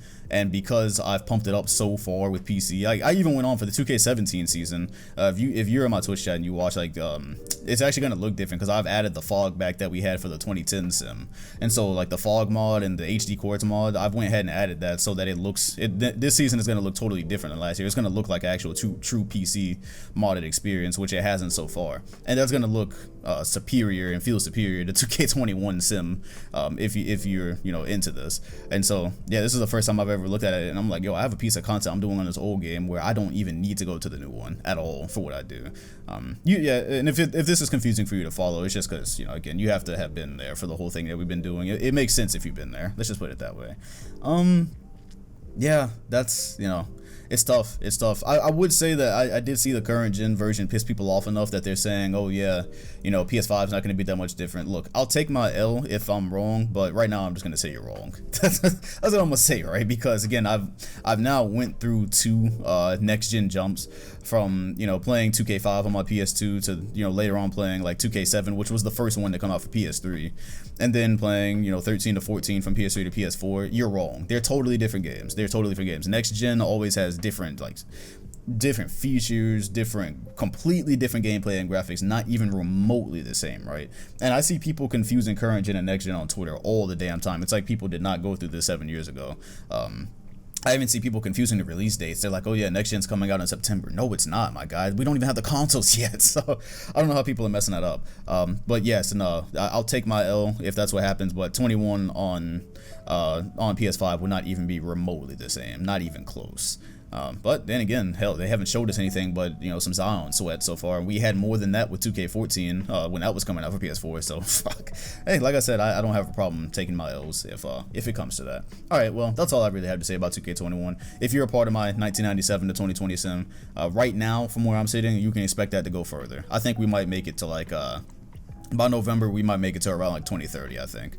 So that's good, at least, because I didn't want to have to just, stop that. We have a lot of good things going on right now, and it will be impossible for me to restart on 2K21 for obvious reasons. Even if I could get graphic mods for 2K21 to make it look nicer, because most people wouldn't want to watch base gameplay compared to what we've already had. Even if I could get the graphic mods, I can't get the roster mods, I can't get the face, the cyber faces, the quartz. There's 100 different things I've done to this game that I won't be able to get in the next 2 months, more than likely. So that's where we sit right now. I'm gonna end this podcast by going to some of the questions. I do ask, again, before I do the podcast, I always go on Twitter and I do a final call for podcast questions, and they can be anything. They can be basketball related, they can be life related, they could just be anything. So this one, there's a couple of basketball questions and then a couple of general questions, so I'll just go do it that way. because this was actually a fascinating question from Matt. He asked, do you think this bubble will have people looking at 60s basketball differently? One of the biggest knocks of old school ball is that there weren't as many teams, and somehow people think that made it easier. But the bubble proved that in some ways it's harder. Yeah, that was actually a really good question, because I hadn't even considered looking at how we came into the bubble with less teams, which meant more competition, and he's basically equating that to the 60s with, less teams. Now, I think the clear difference here is we're looking at it from the lens of subtracting what we had, right? And so I commented on that last podcast where I said it's going to make it very difficult for us to go back to regular basketball, because me as a Celtics fan, in 1 week, if we're playing the Knicks and the Hornets and then, another piss poor team, I'm bored that week. I'm like, I don't want to watch these fucking games. Like, I'm gonna peep in because I want to see, some development from some guys. But other than that, these games don't really mean much to me. These are probably blowouts. Whereas in the bubble, everything was, okay, this affects your seeding. This directly affects everything, right? And the games are competitive too. So bubble basketball was great. And it was because we had 8 less teams. So it was awesome. Could have even shut out a couple of the other teams that came. But no, I don't think it's, for that reason, again, we're looking at it from the lens of we went from 30 to 22. I don't think anybody's equating it to 60s basketball where they were actually building up teams and they kind of, expanded over time. Maybe again, because that was over time. Like, we didn't actually end up with a full 30 teams until like in the 2000s or whatnot. People do always go back and make that argument, though. They look at 60s basketball and say, hey, that made it harder because there were less teams, so you had to be more talented to make it. But again, people look at 60s basketball the way they look at it. They look at it from our perspective and where we are today, and they look at the skill today, and they look at the athletes today. And, clearly some of those things have improved. Such as, and the rules have changed as well. So, they favor offensive guys now. So, again, everything's optics. Everything looks a lot better these days. And so for that reason, no, I don't think that, and the fact that that's just what they started with and they didn't cut down like we have. I think there's too many differences to where people for people to go back and look at 60s basketball any differently. I don't think anyone's gonna. I think the people that believe that there were less teams back then, so the competition was amazing, they believe that. And the people that just believe they were all milkmen at that time, that's just what they believe. But that was a really good question, though, because I hadn't even thought about that. The bubble did make me think, like, man, I really wish the NBA would split into leagues. I heard there's a league that does that. Maybe I read some BS, but apparently there's a league that does that where the teams play kind of like by how they're ranked. And because I'm not looking forward to going back next year and having just dud games that mean nothing on a Tuesday evening, So that would be nice to make it more difficult for good teams. And not be able to just pad their record against fucking G League rosters, right? Yeah, good question. Blue asked, what do you think about TJ Warren? Is he really as good as he was to start the bubble, or is he just hype? Look, the man can hoop. Anybody, even before he came to the Pacers, yeah, he got that was the big thing, right? He got traded for cash considerations, and apparently Suns fans didn't like him. They say he didn't fit with what they were trying to do down there. So he's always been some type of offense. Coming into the bubble, I do think he overperformed a bit, and I think he's good. I think he's a bucket, but he's not a superstar player. Obviously, he's not even an all-star. He had a hot streak, but at the end of the day, I talked about that in the Heat section. When a defense is going to be able to key in on him, he's not that guy. So yeah, I think TJ Warren, just like most NBA players, they can ball out at any given time, and man can hoop, but definitely not a star player. I probably should have I kind of talked about TJ Warren in the Miami Heat section. That didn't need to be an individual question. I think I made a mental note to address that in the Heat section is really what happened there. So I'll move on from that. This is from DC. He said, what are some teams that sounded better on paper than they were on court all time? All right, nobody's gonna remember this one, but in 2010, this is just for me a personal one. I might have even brought it up on the podcast before, and I probably mentioned it in on stream as a funny thing. In 2010, when the Pistons signed Ben Gordon and Charlie Villanueva, I thought they were going to be a lot better, because by that point Rip Hamilton was still nice. They were actually just 1 year removed from the Eastern Conference Finals against Boston.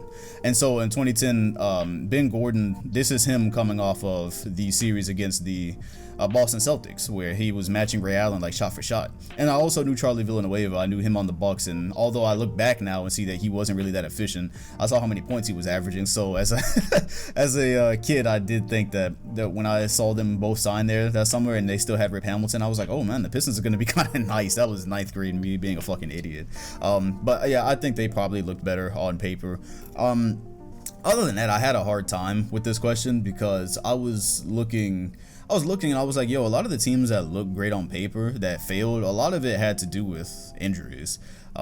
Like the Lakers in 2013. People always look at that and say it was a failed super team experiment, but the reality is Nash, Kobe, Gasol, and Howard really never got a chance to gel from the start. Like Nash got injured from the start, and every time one person would come back in, another would fall out. So there was never any continuity. They were literally like playing, you know, different groups. Out of those four, it felt like they were playing groups of like 3 or 2 of them at a time the entire year. So we never even got to see what happened there. And I feel like that it's like that for a lot of teams. Aside from like 2019, Boston. Yeah, we looked way better on paper than we were on the court. We thought that throwing Kyrie and Hayward onto that team that had made the Eastern Conference Finals made us a sure thing, and it turns out, you know, it just made it more difficult having Terry Rozier, who had thought that he was, you know, very legit after that after the 2018 run, and then now he has to, you know, take a reduction, and we had to try to fit an injured Hayward back in. So obviously we looked a lot better on paper.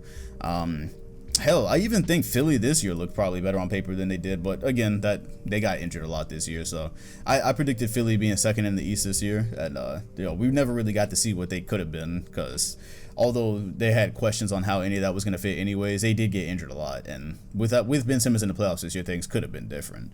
Let me try to give you one more that looked better on paper. Yeah, obviously the Clippers, back in 2016, when they had Josh Smith and Lance Stevenson, Paul Pierce, but they too ended up getting injured. That was 2016. Yeah, I believe that was when the Clippers went out to Utah, right? I think something happened to Blake Griffin that year. Yeah, I might be getting the injuries mixed up, but yeah, that team looked better on paper. But most of these get injured, and then that's why they don't end up. Coming to fruition. G-Sauce asked me my concerns for each championship contender this year. I might have already hit on this, kind of like talking about all the teams in the playoff bracket today.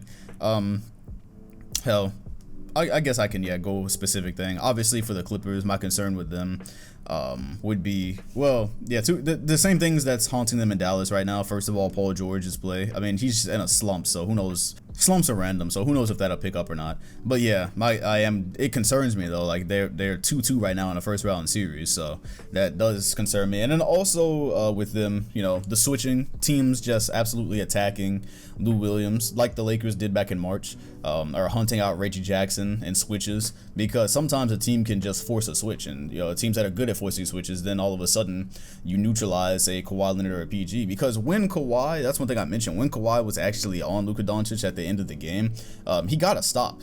Luka did end up getting to the rim, but he made that path to the rim very tough, and so you would like to see more of those guys on him. But Dallas, and a team that has shooters, is going to be able to try to force switches, and if a team can force switches on the Clippers, and especially if Pat Bev is not even playing, then you all of a sudden are looking at a weakness there. So those are the things that concern me about the Clippers. Things that concern me about the Lakers is their shooting, man, because it's extremely random. You never know when Danny Green is gonna go like 1 for 9, or if he's gonna be 4 for 4. Caldwell Pope, same thing. So yeah, that's the shooting for the Lakers. The streakiness of their shooting absolutely concerns me, because LeBron James being able to penetrate and kick, and AD drawing defensive attention, that only does so much when guys are fucking hitting the side of the backboard. So streaky shooting for LA concerns me, and also their effort does seem kind of weird, right? Like I had mentioned that to my brother last night. I was like, okay, they came out on Mamba Day and in Mamba jerseys and made Portland look like this was never a series. But game 1 was close. The other day when Carmelo Anthony was battling with LeBron, that was close. And it was like they just decided yesterday, like, okay, this team can't hold us, because today's a tribute day, so we're really gonna go hard now.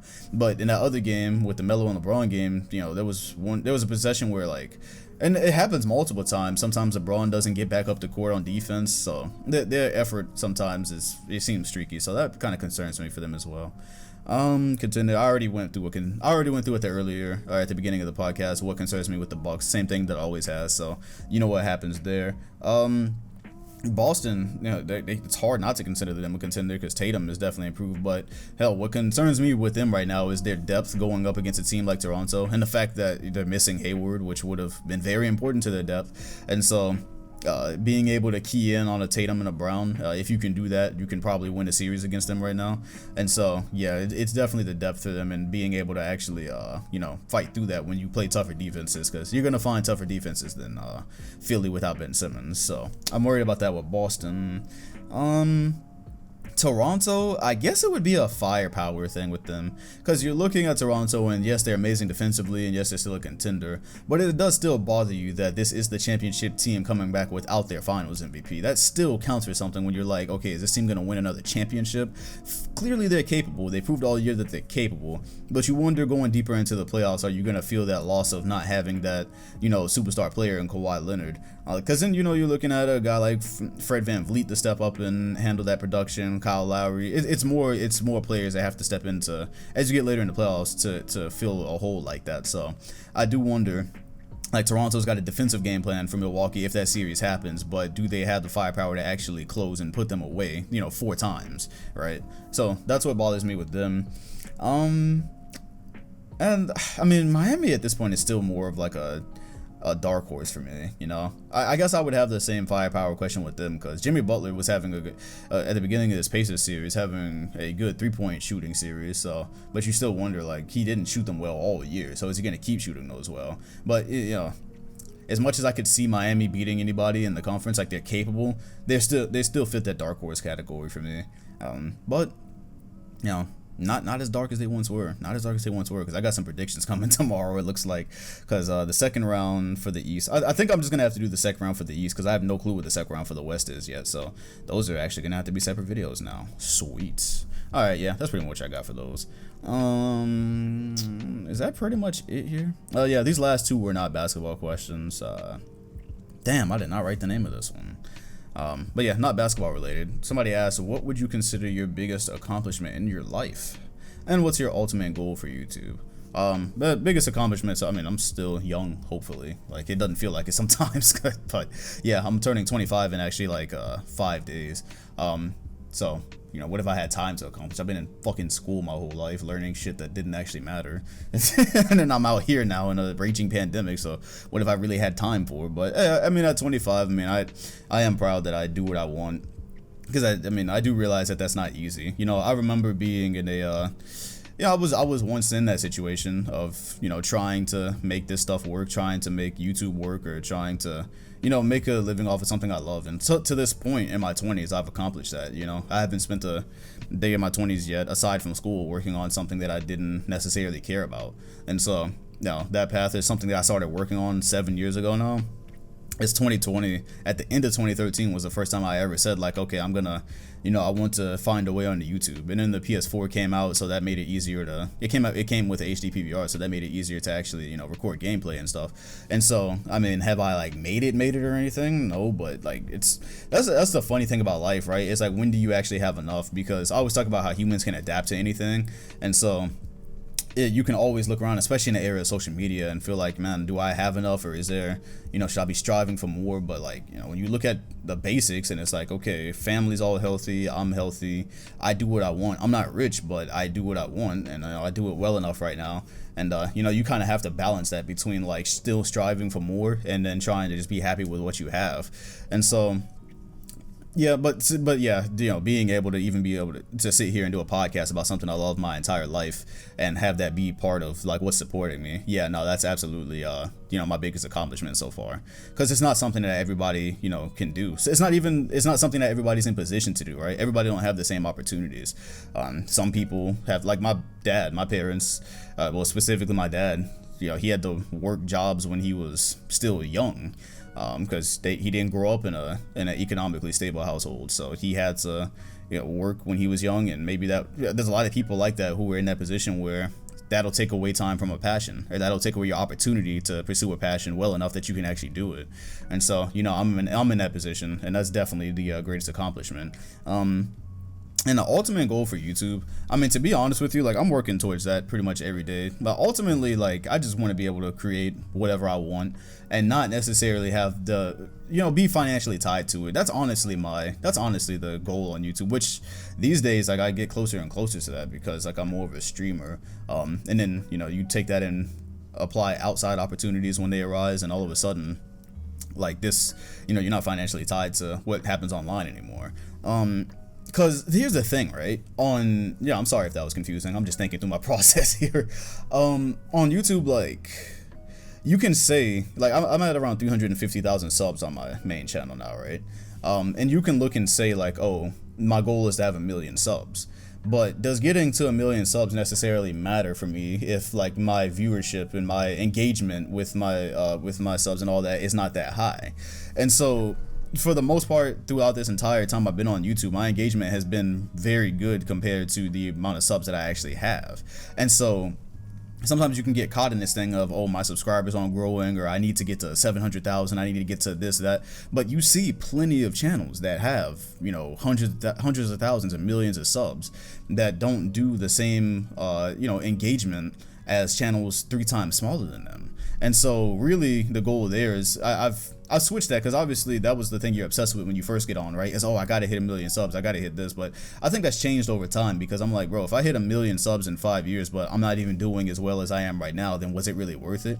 And so the goal for me really is just to make the best content I always can. You know, whenever I'm working on a piece of content these days, I try to, because there's conflicting thoughts out there. I saw a tweet one time last year where somebody was like, yo, YouTube is literally the most disposable type of content out there. Like, just make your videos. You don't really need to be he called it a perfectionist cuck is what he called it. I can't remember who tweeted it, but he's like, yeah, just release content. You know, you don't have to be a perfectionist about it. And that's one school of thought, because absolutely you're right. It's not a movie that you're making. It's not, you know, it's not a TV show and all that. So it's not necessarily graded with the same it's not graded with the same intensity. But at the same time, I also think, like, whenever I'm doing a video these days, one thing that's changed is I'm like, yo, these videos, Chris Moo's videos are still around. And one thing I love about his channel is I can go look at his videos from 10 years ago and they're all still quality.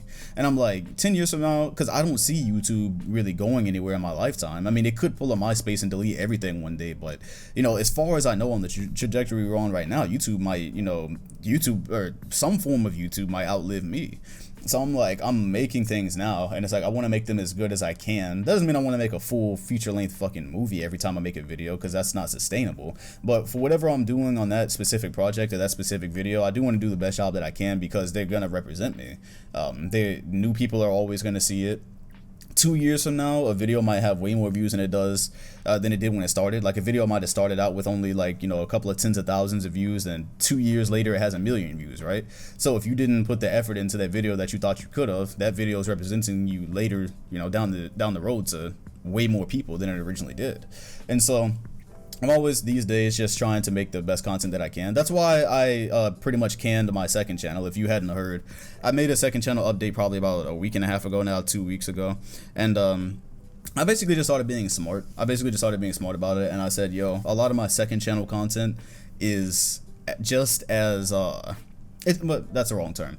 The second channel content that I was making, I'm like, yo, it's too close to my first channel, and it's taking time away from me. It's taking time away from me on my podcast. It's taking time away from me on my streams, which, you know, that's another form of content where I feel like I'm best at these days. It's taking time away from my main channel. And so although people love the content on the second channel, I'm like, yo, 2K reviews, NBA Twitter police, hell, even barbershop talks, things on that nature, things on that level, I could be making some version of that on my main channel and be just as good, instead of having a second channel for slightly different content, which is just overall taking time away from everything that I'm doing. Which is why I've canned the second channel and basically just said, look, that's just my channel now. So that's where whatever the fuck I want to post, if I just want to talk about something completely random, whether it's a video game or, you know, anything under the sun besides politics. I don't do politics on YouTube. That's a rabbit hole I won't be jumping down anytime soon. But yeah, that's just my channel now that I'll be uploading whatever I want to it. I haven't started yet, because again, these days I'm just the playoffs and the streaming and all that, and yes, this podcast, like, it's just so much, there's only so much time in the day. But as things slow down, yeah, you'll start to see a couple of different things pop up on that second channel that don't take time away from everything else that I'm doing.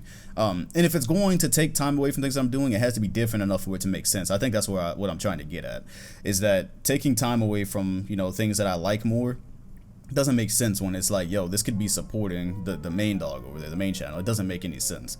And so yeah, that's pretty much my goal on YouTube, is just to get as, you know, good as I can. So I'm not trying to be the best film creator on YouTube or make, you know, just these crazy aesthetically pleasing videos all the time, but for what I make, I'm trying to make the best that I can do. And yeah, that's my goal for that. And to not be financially dependent on it, which again, you know, which is why people are like, oh, why don't you stream on YouTube? No, no, I don't stream on YouTube because it's not smart to especially when YouTube's rules are ever changing. I'm like, yo, I need another platform, and so far that's worked out. That has worked out. I've had some great people supporting me on Twitch, and that's worked out amazingly. So yeah, just be as good as I can here. Love what I'm doing, because there's been times where I've been working on YouTube and I absolutely did not love it at all through the years, where I'm just like making certain types of content and I'm like, yo, I'm only making this because I feel like I have to. Never want to feel like I'm on that level. And these days I've taken steps to really get there with that. So yeah, just make YouTube is a process. Sometimes you're growing wildly and sometimes you're not growing at all. But the goal is to be able to enjoy what it is you're doing regardless of that. And so I've taken steps to do that this year, and I am proud that I've on my terms accomplished that as well. Yeah, that's basically my YouTube TED Talk right now. And the last question I got from Leon. He asked, did this generation of gaming live up to your expectations or your memory of the previous? And I put that in there because somebody also asked a question asking, did I like PS3 as much as I like PS4? So I wasn't just going to answer that one because I feel like I probably have talked about that before. But I hadn't actually addressed, did this generation live up to my expectations? So I would have to think about my expectations when the PS3 was coming out and I was seeing the trailers for like Killzone and Need for Speed and all that, and looking at how much better everything looked in 2K. And how good 2K looked. Did it live up? It's difficult because for most of this generation, A, I was in college, and B, I was an NBA/2K YouTuber. And so I feel like that, with being in college for most of this generation, it kind of took time away from me to be able to enjoy it as much as I did PS3. As a PS3, I was in high school, so I was able to play games like all the time, and I was able to play different games all the time, and I wasn't making content. So although high school gave me an assload of work, I was able to just kind of do what I wanted as far as gaming. And that's just that's natural, right? As you get older, you get time taken away from you with this stuff. So it's kind of hard to say, because for me, it's just like how you have old heads as NBA fans and stuff like that, and so what they grew up with is always going to feel better.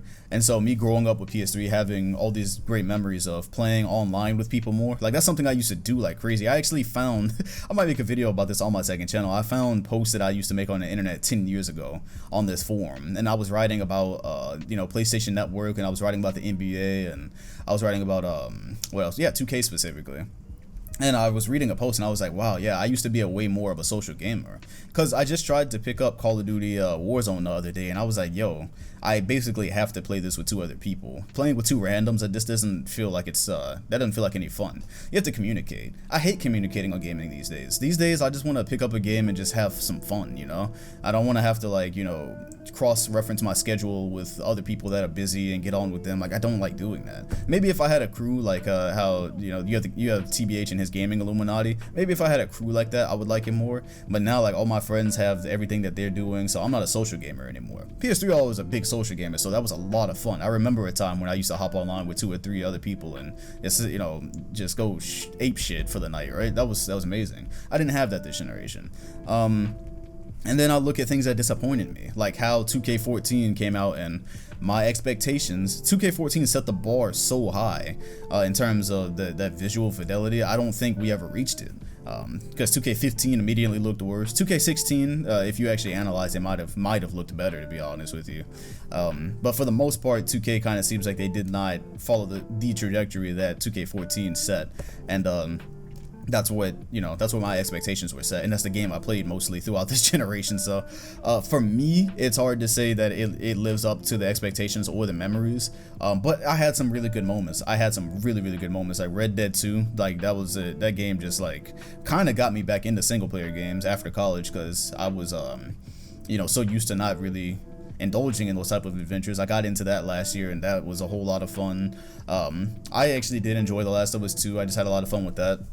I've had my moments on PS4, and I'm sure that if I had more time, it would have been different. But yeah, for me personally, no, I didn't get the PS3 experience that I remember from my childhood. Hopefully, I'll get it on PS5, because again, that's one of the things that I'm happy about. When you're asking that last question about YouTube, is like with the content you create and what you accomplish, what you're happy about. And with my second channel now being whatever I want it to be, and new consoles coming out, this has kind of happened concurrently. That change is happening with this concurrently. It's very likely that I'll be doing a lot more on this next console generation. and I'll be indulging in many different adventures and many different games more, and making more content off of stuff like that. Because at the end of the day, that's the other thing with YouTube. I don't want to forever be tethered to 2K. I enjoy other stuff. Like you guys have been coming to the Fall Guys streams lately. I love Fall Guy. Fall Guy is simple. Fall Guy, is it Fall Guys? Fall Guys, yeah. Very simple fun. Sometimes I just want to have simple fun. I don't want to always indulge in these games that have these deep stories and super long cutscenes. Sometimes I just want to sit down and have fun. That's what a game like Fall Guys is to me. And yeah, at the end of the day, if this whole content creation thing is an adventure and I'm going to be here for years, I also kind of don't want to just be tethered to one game. I don't necessarily want to be tethered to 2K because, as you see, this 2K21 thing coming out, it's the first time in my life. For the next 2 months, that's going to be the main 2K game that everybody's making or playing and making content with. And I'm looking at this going, damn, the type of content I'm making right now, this game is not even different enough for it to make sense for me. You know what I mean? And so I don't, and with what happened with this generation with 2K, I don't want to just be tethered to that. And next thing you know, 2K21 comes out for next gen, and then 2K22 is like exactly the same or some shit like that. You gotta kind of foresee things like that, right? So yeah, that's yeah, back to the original question. I kind of got off topic there. Yeah, it's a personal thing for me, but I'm sure this generation of gaming was great for people. Oh yeah, like Switch as well. I love the Nintendo Switch. That actually turned out to be my favorite console. I talked about that a couple of times on the podcast now. Because again, just like Fall Guys, I can just sit down and have simple fun and stop whenever I please. So playing the Mario game, Mario Odyssey, Luigi's Mansion, those are two of my favorite games from this generation as a whole.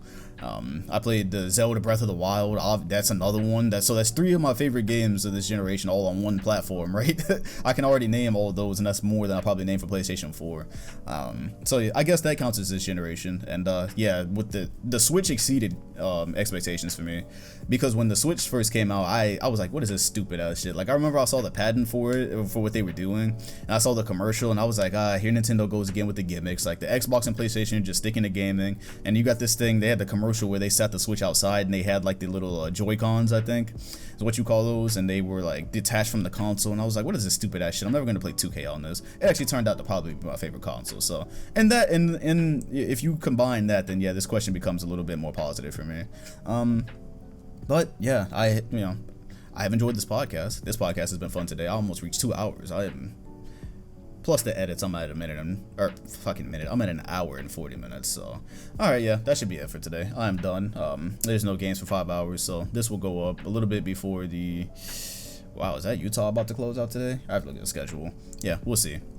Yeah, this podcast is also on Spotify and iTunes. Completely forgot to say it at the beginning as usual. So if it's easier for you to digest there from now on, that is always in the link in the comment section and description. Be sure to hit the like button, comment, and sub if you enjoyed, and hit the bell next to the channel name if you want notifications every time a podcast drops. I appreciate you all watching, and I'll see you on the next one.